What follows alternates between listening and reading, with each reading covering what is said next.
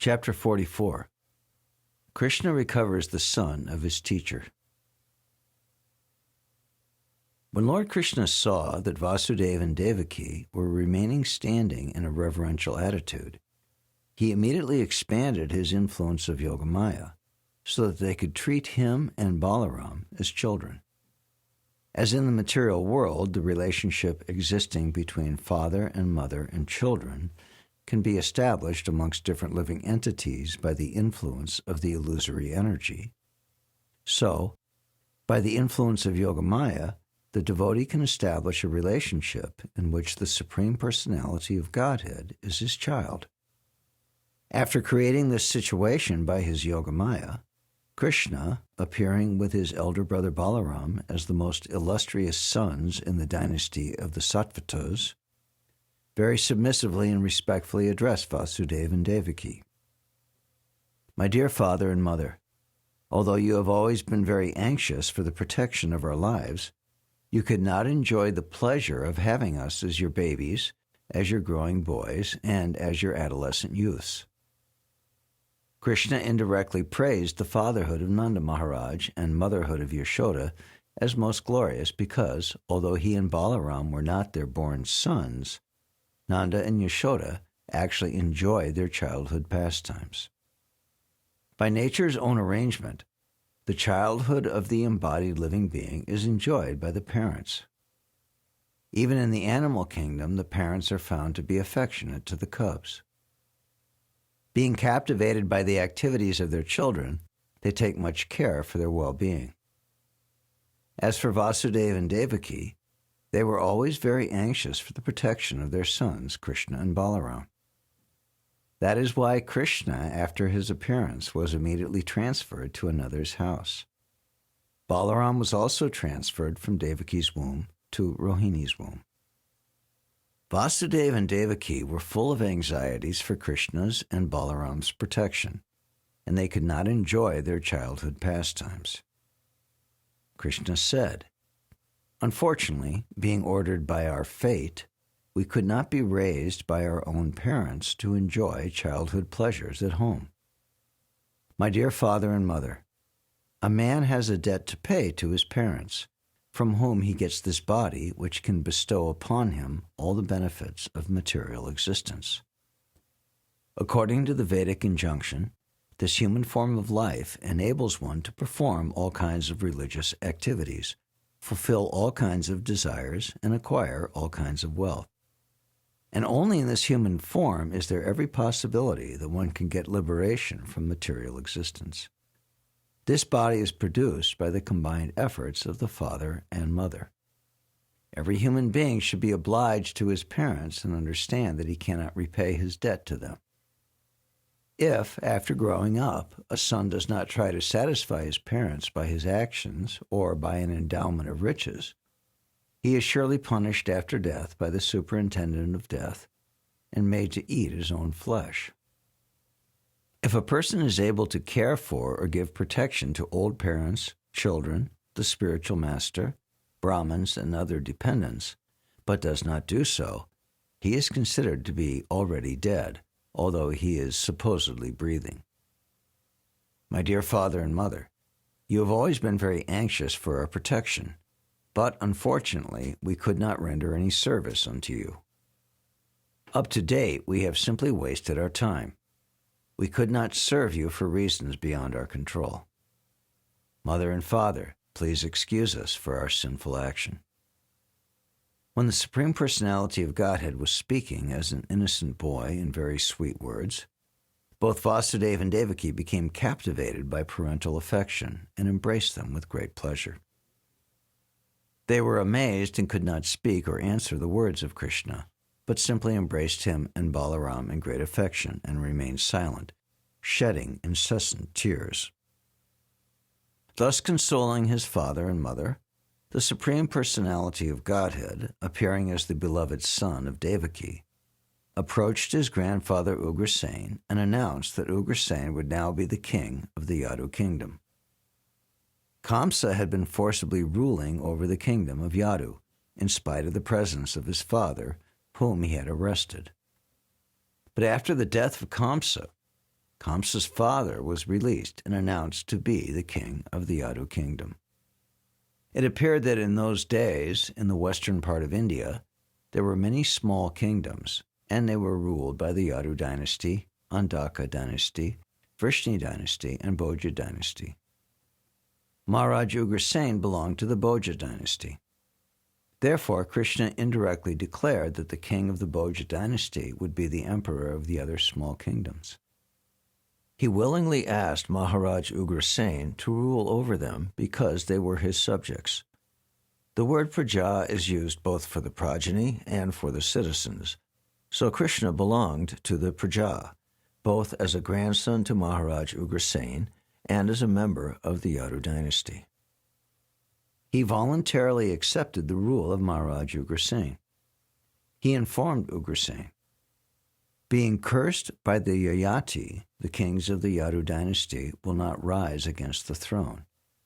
It will be our pleasure to serve you as your servants.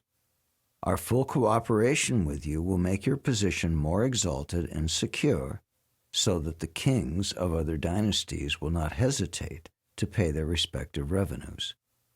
Protected by us, you will be honored even by the demigods from the heavenly planets." My dear grandfather, out of fear of my late uncle Kamsa, all the kings belonging to the Yadu dynasty, Vrishni dynasty, Andaka dynasty, Madhu dynasty, Dasharha dynasty, and Kukuru dynasty were very anxious and disturbed. Now you can pacify them all and give them assurance of security. The whole kingdom will be peaceful. All the kings in the neighboring area had left their homes in fear of Kamsa and were living in distant parts of the country. Now, after the death of Kamsa and the reinstatement of Ugrasen as king, the neighboring kings were given all kinds of presentations and comforts. Then they returned to their respective homes. After this nice political arrangement, the citizens of Mathura were pleased to live in Mathura, being protected by the strong arms of Krishna and Balaram.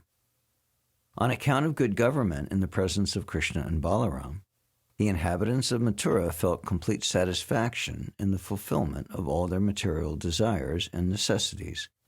And because they saw Krishna and Balaram daily, eye to eye, they soon forgot all material miseries completely.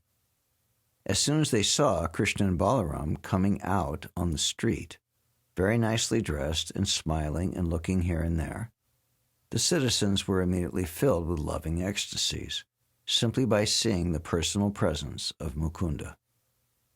Mukunda refers to one who can award liberation and transcendental bliss.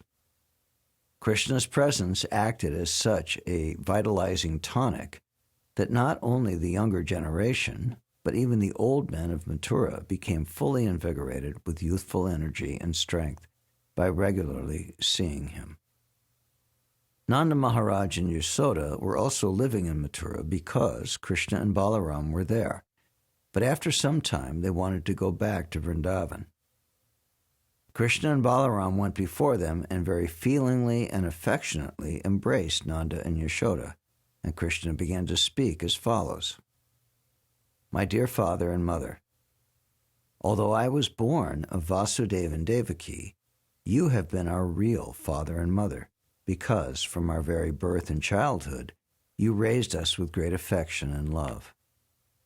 Your affectionate love for us was more than anyone can offer one's own children.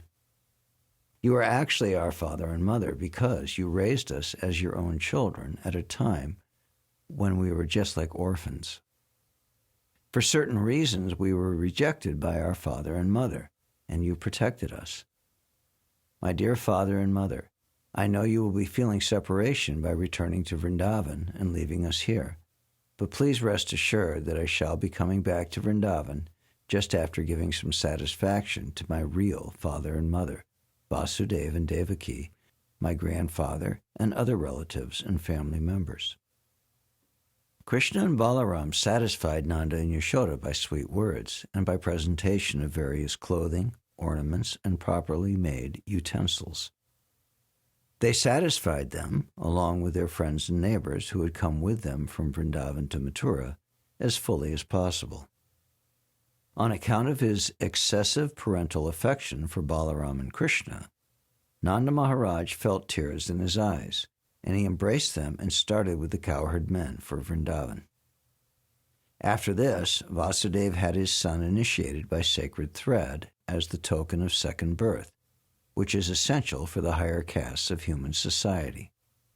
Vasudeva called for his family priest and learned Brahmins, and the sacred thread ceremony of Krishna and Balaram was duly performed. During this ceremony, Vasudeva gave various ornaments in charity to the Brahmins and endowed them with cows decorated with silken claws and golden ornaments. Previously, during the birth of Krishna and Balaram, Vasudeva had wanted to give cows in charity to the Brahmins, but being imprisoned by Kamsa, he was able to do so only within his mind. With the death of Kamsa, the actual cows were given to the Brahmins. Then Balaram and Krishna were duly initiated with the sacred thread ceremony, and they repeated the chanting of the Gayatri Mantra. The Gayatri Mantra is offered to the disciples after the sacred thread ceremony, and Balaram and Krishna properly discharged the duties of chanting this mantra. Anyone who executes the chanting of this mantra has to abide by certain principles and vows.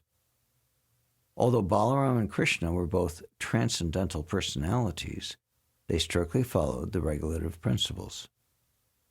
Both were initiated by their family priest, Gargacharya, usually known as Gargamuni, the Acharya of the Yadu dynasty. According to Vedic culture, every respectable person has an Acharya, or spiritual master. One is not considered to be a perfectly cultured man without being initiated and trained by an Acharya. It is said, therefore, that one who has approached an Acharya is actually in perfect knowledge. Lord Krishna and Balaram were the Supreme Personality of Godhead, the master of all education and knowledge. There was no need for them to accept a spiritual master or Acharya, yet for the instruction of ordinary men, they also accepted a spiritual master for advancement in spiritual knowledge. It is customary, after being initiated in the Gayatri Mantra, for one to live away from home for some time under the care of the Acharya in order to be trained in spiritual life. During this period, one has to work under the spiritual master as an ordinary menial servant. There are many rules and regulations for a brahmachari living under the care of an acharya, and both Lord Krishna and Balaram strictly followed those regulative principles while living under the instruction of their spiritual master, Sandipani Muni, in his place in northern India. According to scriptural injunctions, a spiritual master should be respected and be regarded on an equal level with the Supreme Personality of Godhead. Both Krishna and Balaram exactly followed those principles with great devotion and underwent the regulations of brahmacharya, and thus they satisfied their spiritual master, who instructed them in Vedic knowledge. Being very satisfied, Sandipani Muni instructed them in all the intricacies of Vedic wisdom, as well as in supplementary literatures such as the Upanishads. Because Krishna and Balaram happened to be Kshatriyas, they were specifically trained in military science, politics, and mathematics. In politics, there are 6 departments of knowledge: how to make peace, how to fight, how to pacify, how to divide and rule, how to give shelter, etc. All these items were fully explained and instructed to Krishna and Balaram. The ocean is the source of water in a river.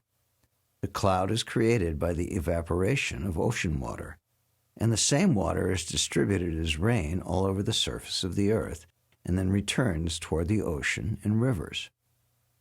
So, Krishna and Balaram, the Supreme Personality of Godhead, are the source of all kinds of knowledge.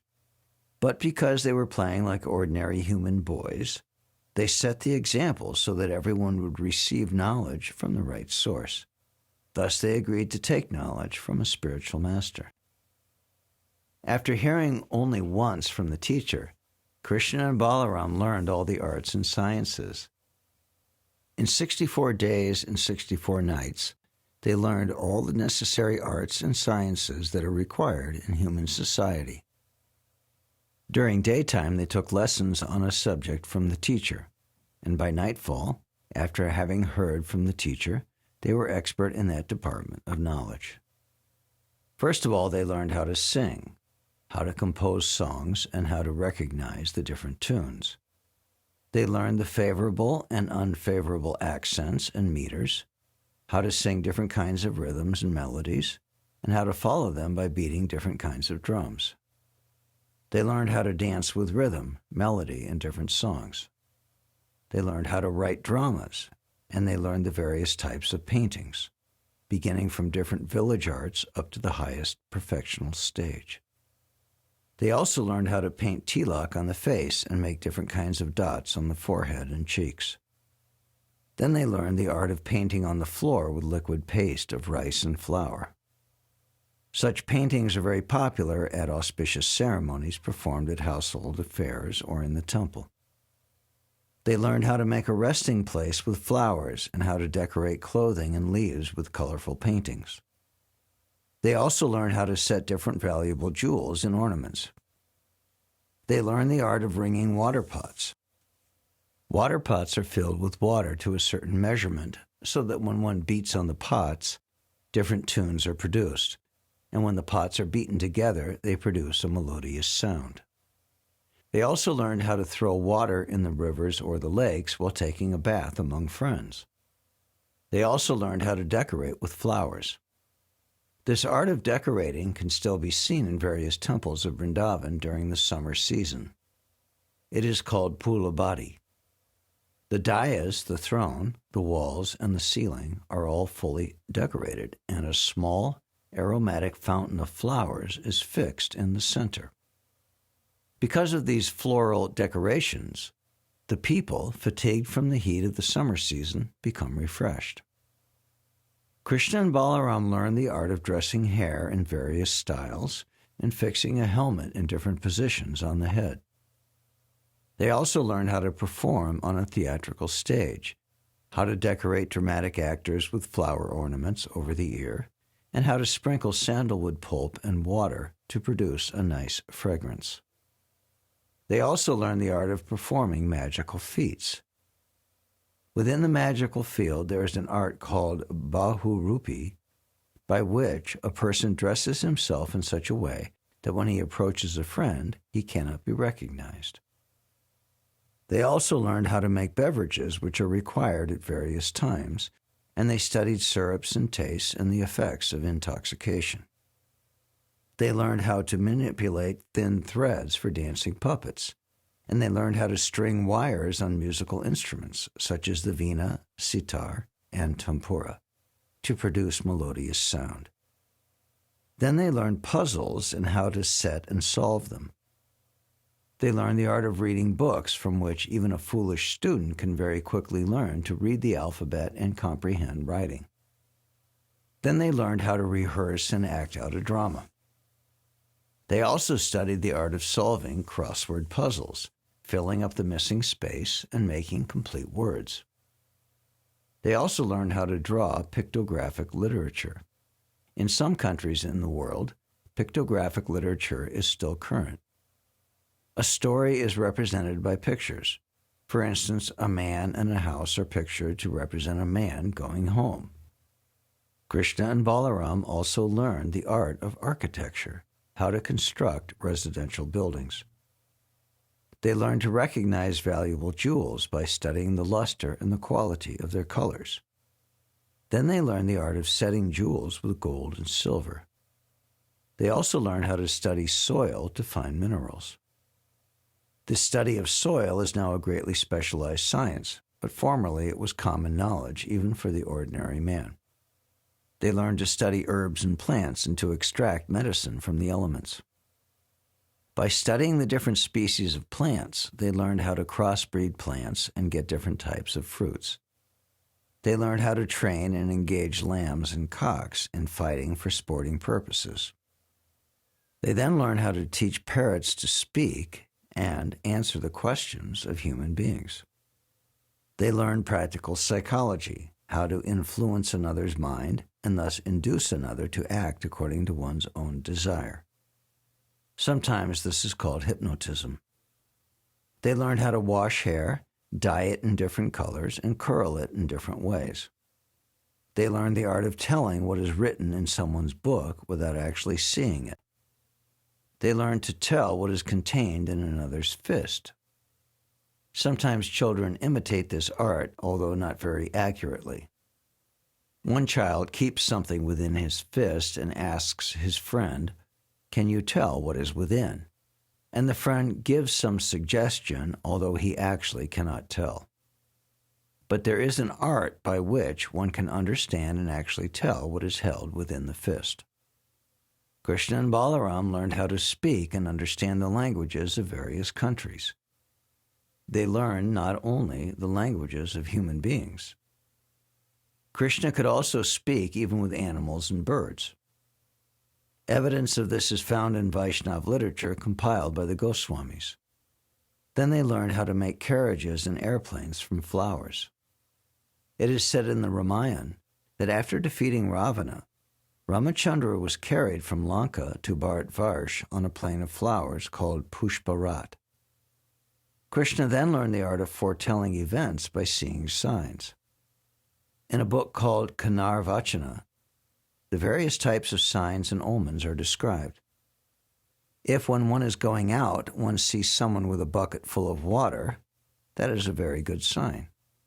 But if one sees someone with an empty bucket, it is not a very good sign. Similarly, if one sees cow's milk along with a calf, it is a good sign. The result of understanding these signs is that one can foretell events, and Krishna learned the science. Krishna also learned the art of composing matrika. A matrika is a crossword section with 3 letters in a line. Counting any 3 from any side, it will count 9. The matrikas are of different kinds and are for different purposes. Krishna learned the art of cutting valuable stones, such as diamonds, and he learned the art of questioning and answering by immediately composing poetry within his mind. He learned the science of the action and reaction of physical combinations and permutations. He learned the art of a psychiatrist, who can understand the psychic movements of another person. He learned how to satisfy one's desires. Desires are very difficult to fulfill. But if one desires something which is unreasonable and can never be fulfilled, the desire can be subdued and satisfied, and that is an art. By this art, one can also subdue sex impulses when they are aroused, as they are even in brahmachari life. By this art, one can make even an enemy his friend, or transfer the direct action of a physical element to other things. Lord Krishna and Balaram, the reservoir of all knowledge of arts and sciences, exhibited their perfect understanding when they offered to serve their teacher by awarding him anything he desired. This offering by the student to the teacher or spiritual master is called Guru Dakshina. It is essential that a student satisfy the teacher in return for any learning received, either material or spiritual. When Krishna and Balaram offered their service in this way, the teacher, Sandipani Muni, thought it wise to ask them for something extraordinary, something which no common student could offer. He therefore consulted with his wife about what to ask from them. They had already seen the extraordinary potencies of Krishna and Balaram and could understand that the 2 boys were the Supreme Personality of Godhead. They decided to ask for the return of their son, who had drowned in the ocean on the bank of Prabhaskshetra. When Krishna and Balaram heard from their teacher about the death of his son on the bank of Prabhaskshetra, they immediately started for the ocean on their chariot.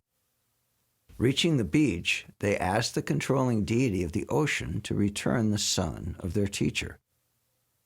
The ocean deity immediately appeared before the Lord and offered him all respectful obeisances with great humility. The Lord said, "Some time back you caused the drowning of the son of our teacher. I order you to return him." The ocean deity replied, "The boy was not actually taken by me, but was captured by a demon named Panchajan.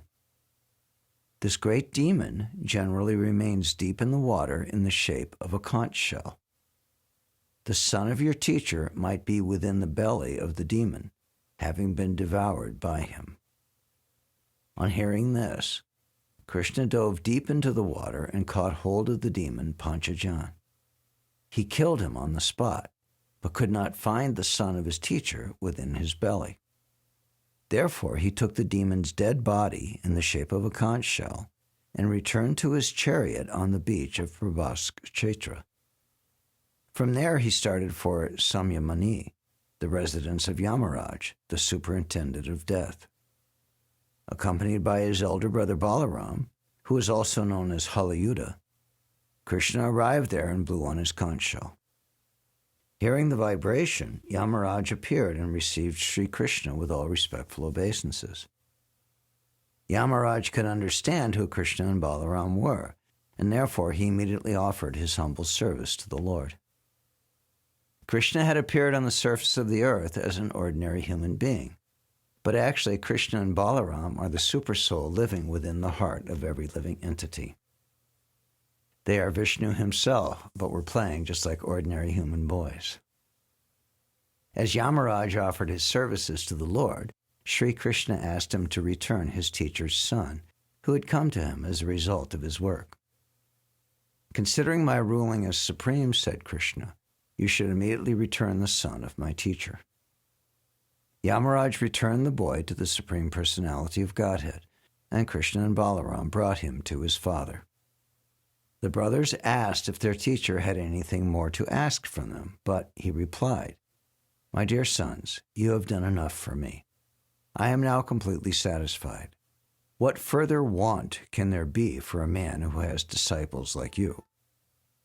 My dear boys, you can go home now. These glorious acts of yours will always be renowned all over the world. You are above all blessing, yet it is my duty to bless you. I give you the benediction that whatever you speak will remain as eternally fresh as the instruction of the Vedas. Your teachings will not only be honored within this universe or in this millennium, but in all places and ages, and will remain increasingly new and important. Due to this benediction from his teacher, Lord Krishna's Bhagavad Gita is ever increasingly fresh, and is not only renowned within this universe, but in other planets and in other universes also. Being ordered by their teacher, Krishna and Balaram immediately returned home on their chariots. They traveled at great speeds like the wind and made sounds like the crashing of clouds. All the residents of Mathura who had not seen Krishna and Balaram for a long time were very pleased to see them again. They felt joyful like a person who has regained his lost property. Thus ends the Bhaktivedanta purport of the 44th chapter of Krishna. Krishna recovers the son of his teacher.